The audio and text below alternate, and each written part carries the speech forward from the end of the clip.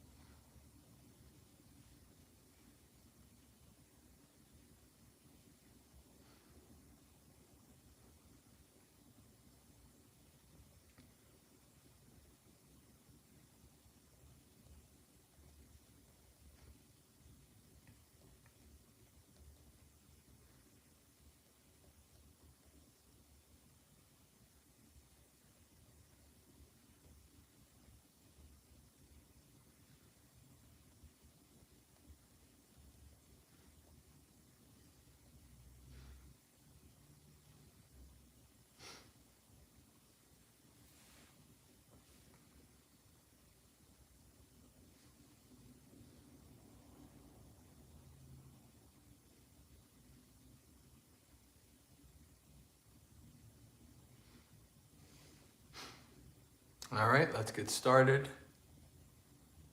I'm well today, Dee Dee. I hope you are as well. Today is Thursday, English Day, page 10.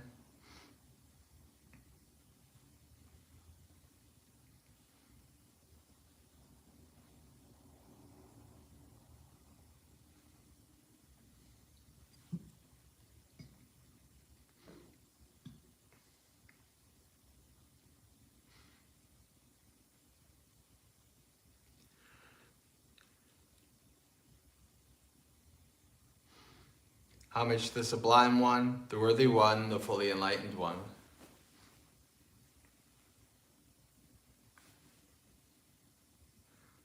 Homage to the Sublime One, the Worthy One, the Fully Enlightened One.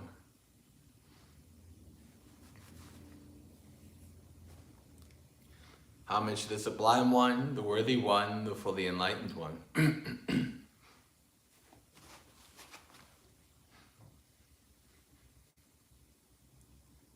I go to the Buddha for refuge.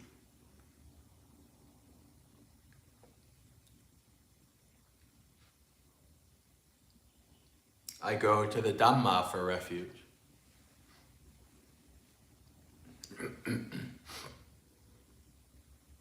I go to the Sangha for refuge.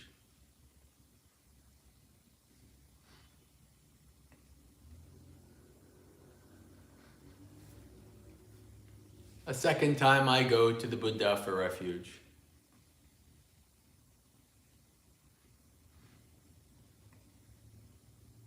A second time I go to the Dhamma for refuge.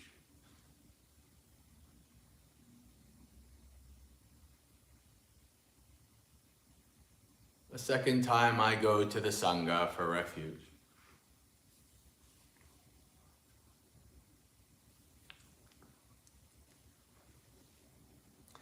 A third time I go to the Buddha for refuge.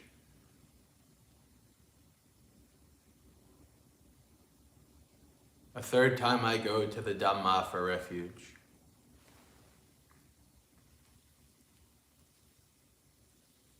A third time I go to the Sangha for refuge.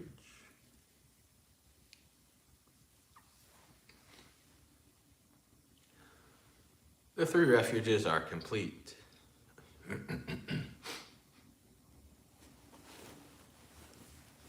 I undertake the training rule to abstain from taking life.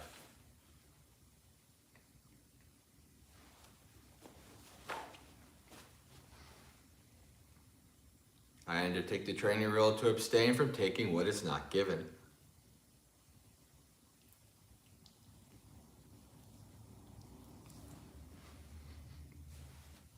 I undertake the training rule to abstain from sexual misconduct.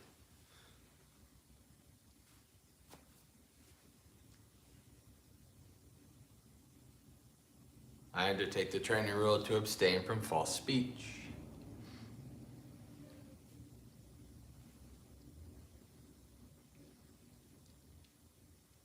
I undertake the training rule to abstain from intoxicating drinks and drugs causing heedlessness.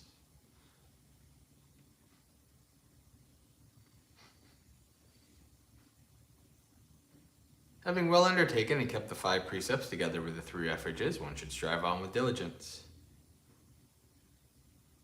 With morality, good rebirth is gained. With morality, wealth is achieved. With morality, perfect peace is attained. Therefore, morality should be purified. All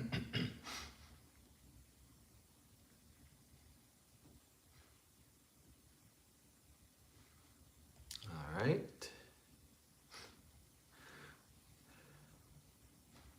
Page 24.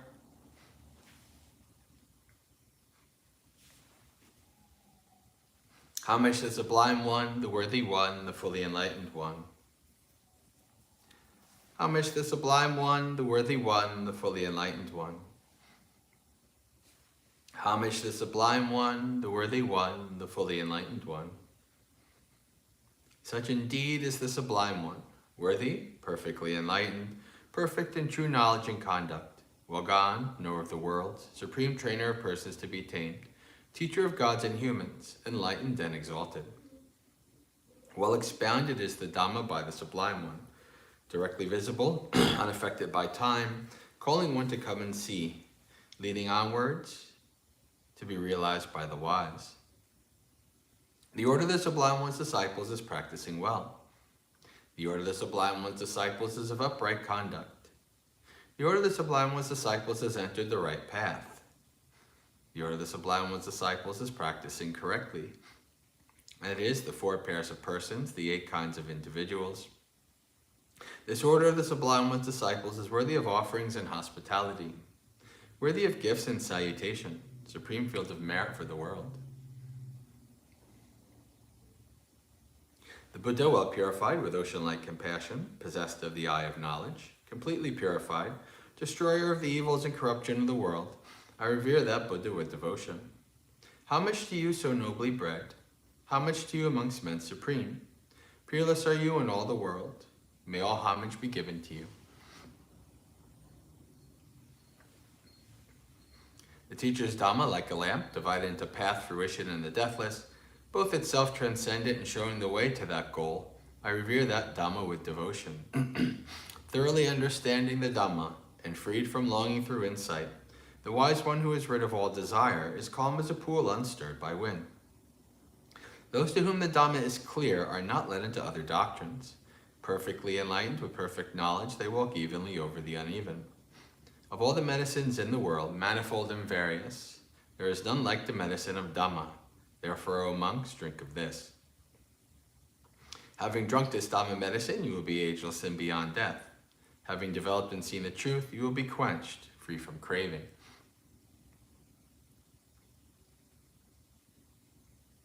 The Sangha called the field better than the best, who have seen peace, awakening after the Buddha's good way, who have abandoned attachment, the noble ones, the wise.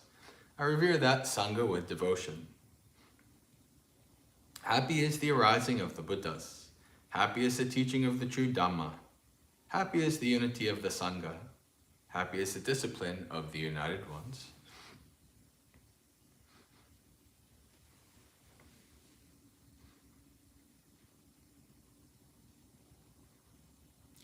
They go to many a refuge, those who have been struck by fear. They go to the mountains and forests, to parks and trees and shrines. But none of these is a secure refuge. None is the refuge supreme. Not by relying on such a refuge can one be freed from all suffering. But one who has gone for refuge to the Buddha, Dhamma, and Sangha sees with perfect wisdom the Four Noble Truths. Suffering, the arising of suffering, the transcending of suffering, and the Noble Eightfold Path that leads to suffering's final end. This is the refuge that is secure. This is the refuge that is supreme. By relying on such a refuge as this, one is released from all suffering.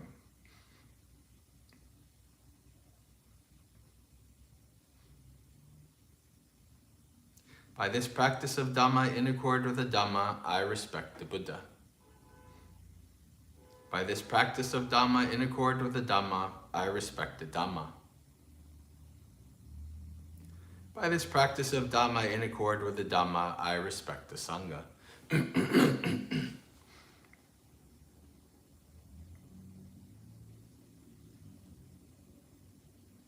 All actions are led by the mind. Mind is their master, mind is their maker. Actors speak with a defiled state of mind, then suffering follows, as the cartwheel follows the foot of the ox. All actions are led by the mind. Mind is their master, mind is their maker. Actors speak with a pure state of mind, then happiness follows, as your shadow follows you without departing. Impermanent are all conditioned things, affected by rising and falling away. Having arisen, they then must cease. Blissful is it when they subside. Abstaining from all evil, doing what is good, cleansing one's mind, this is a teaching of all the Buddhas. Patience is the highest practice. Nibbana is supreme, say the Buddhas. A mendicant does not harm others. A recluse oppresses no one.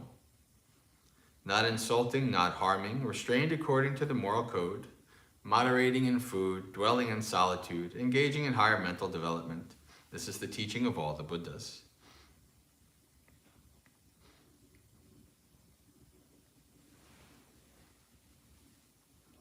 By the blessings that have arisen from my practice, may my venerable preceptors and teachers who have helped me, mother, father, and relatives, male and female rulers, worldly powers, virtuous human beings, the higher beings, demons, and high gods, the guardian deities of the world, celestial beings, the Lord of death, friendly people, indifferent and hostile, may all beings be well.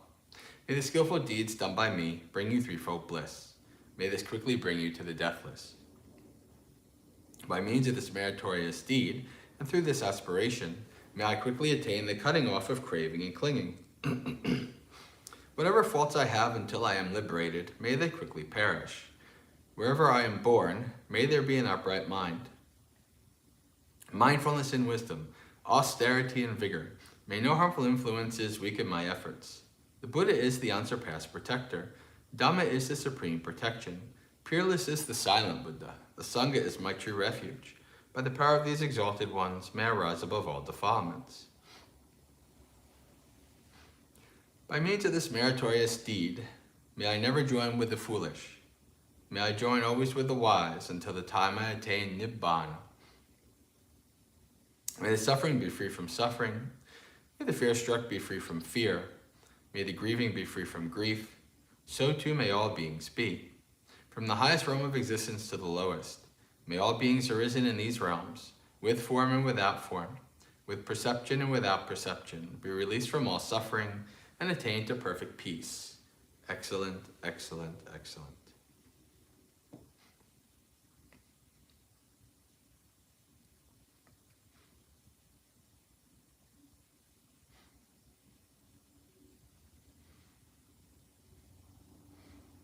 All right. Secondary chanting, page 155.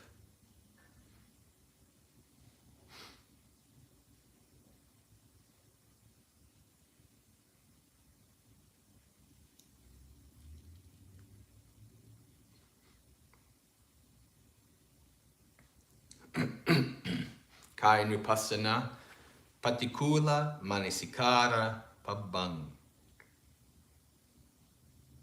Punachaparang bhikkave bhikkhu emang eva kayang uddang paddatala adho kesa mattaka tacha pariyantang purang na napakarasa suchino pachavekati attiemasmin kaye kesa loma naka danta tacho mangsang naharu atti minjang vakkang haddayang yakkanang kilomakkang Pihakang papahasang antang antagunang uddariyang karisang pittang semhang pobo lohitang sedo medo asuvasa kelo singanika lasika mutanti Seyatapi bhikkave ubato mukha mutoli puranana vihitassa dhanyassa Sayatidang salinang vihinang muganang masanang tilanang tandulanang tamhenang chakuma puriso muchitva pachavekikeya ime sali ime vihi ime mugga ime masa ime tila ime tandulati Evameva ko bhikkave bhikkhu imam eva kayang uddang paddatala adho kesa mattaka tacha pariyantang purang nanapakarasa suchino pachavikati atiemasmin kaye kesa loma naka danta tacho mangsang naharu atti minjang vakkang haddayang yakkanang kilomakang pihikang Papa sang antang antagunang uddariyang karisang pitang semhang pubbo lohitang sedo medo asuvaso kelo singanika lasika mutanti evang pi bhikkave bhikkhu kaye kayanupassi viharati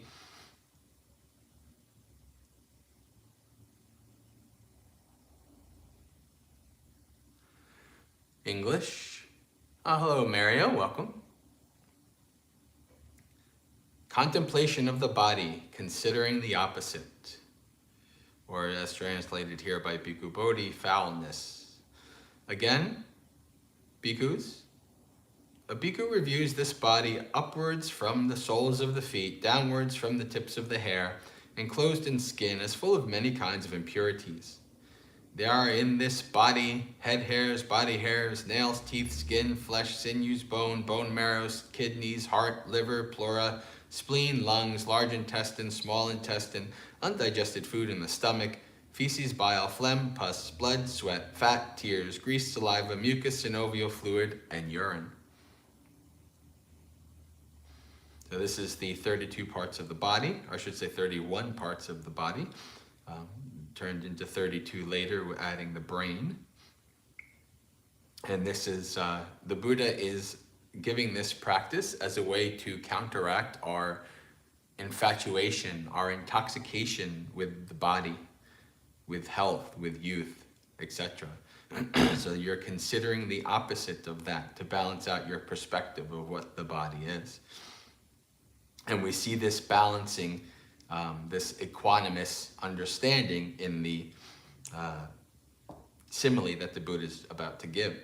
Just as though there were a bag with an opening at both ends, full of many sorts of grains, such as hill rice, red rice, beans, peas, millet, and white rice, and a man with good eyes were to open it and review it thus: this is hill rice, this is red rice, these are beans, these are peas, this is millet, this is white rice.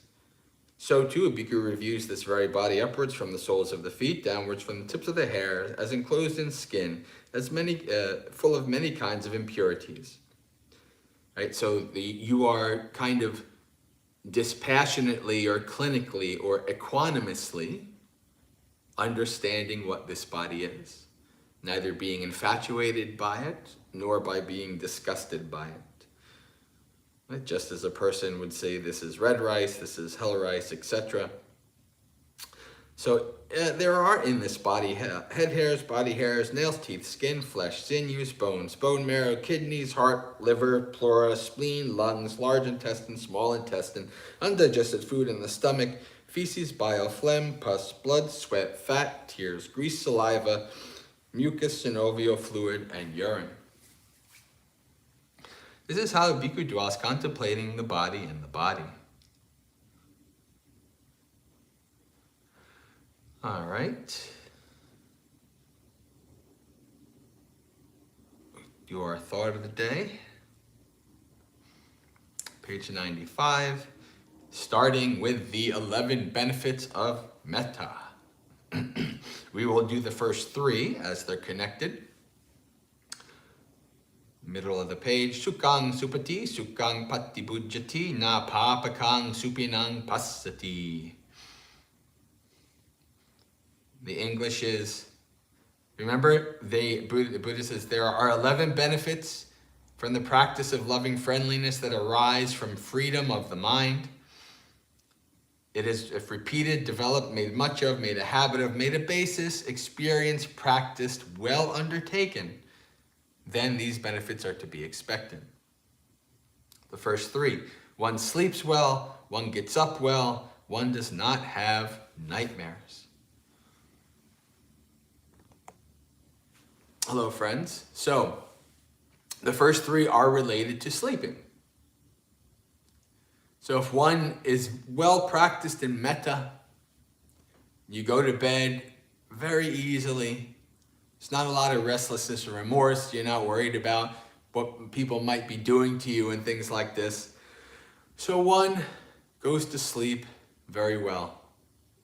The mind is peaceful, calm, not agitated, full of anger and resentment and all these negative mind states. Then one wakes up. You wake up well, peaceful and calm, with goodwill and friendliness for all beings, and one does not have nightmares. So the whole sleeping process, going to sleep, during sleep having no nightmares, and waking up from sleep, all benefited very much from the practice of metta. When you have no enemies in the world, and what I mean by that is in your mind, people might want to actually harm you. I mean, I'm sure there's at least a few people out there that are, have malicious intent towards me. That's just how it is for everybody. So it's not that, all of a sudden you're like,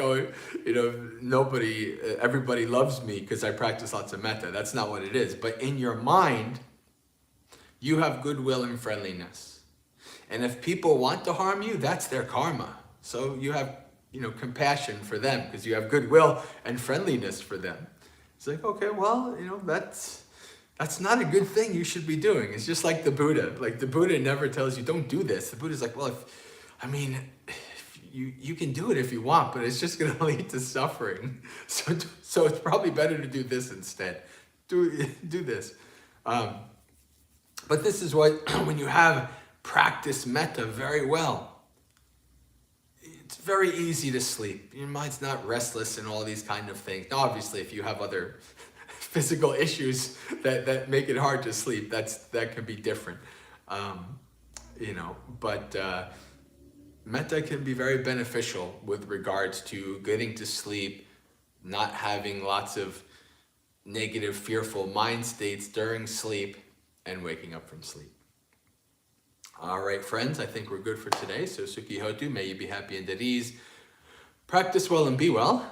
May you have a spiritually successful and peaceful practice until we meet again, which if I'm alive should be tomorrow morning, to finish out the week with another morning monastery experience. And as always, for those of you staying for the meditation, it begins and ends at the bell.